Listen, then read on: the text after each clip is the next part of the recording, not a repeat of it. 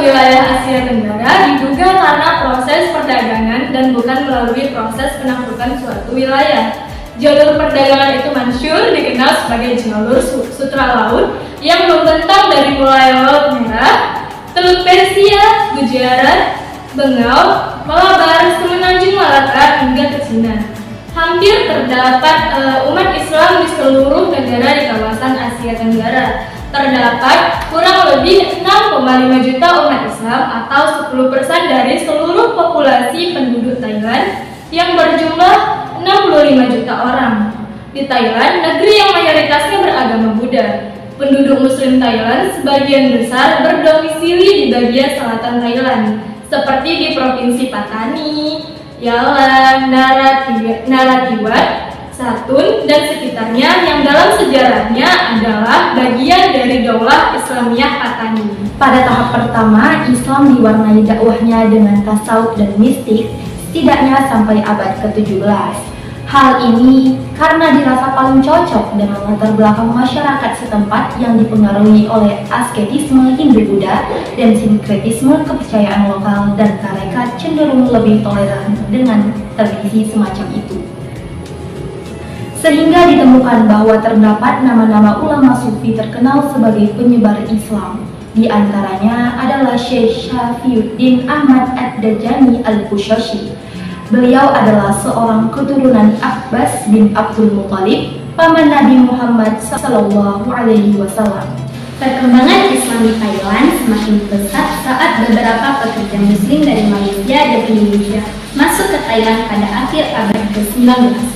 Saat itu, mereka membantu kerajaan Thailand membangun beberapa kanal dan sistem perairan di Klong Thai Mahanakhon, yang sekarang dikenal sebagai Provinsi Bangkok. Beberapa keluarga Muslim bahkan mampu menggalang dana dan mendirikan masjid sebagai sarana ibadah.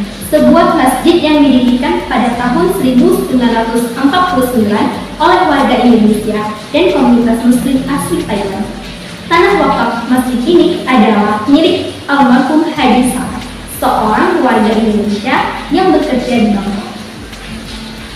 Terdapat beberapa kelompok gerakan dakwah yang terus dilancarkan umat Islam di selatan mengenai kebebasan dan otoritas beragama, menghasilkan beberapa konsesi yang diberikan oleh pemerintah, dan akhirnya terbentuk organisasi-organisasi Islam yang menjadi corong kegiatan umat secara nasional yang mendapatkan legal dari pemerintah. Organisasi tersebut yang mengikuti yang pertama, Kantor Chula Raja Mandiri atau Sayyidul Islam. Kantor ini dianggap sebagai kantor tertinggi masyarakat Muslim Thailand.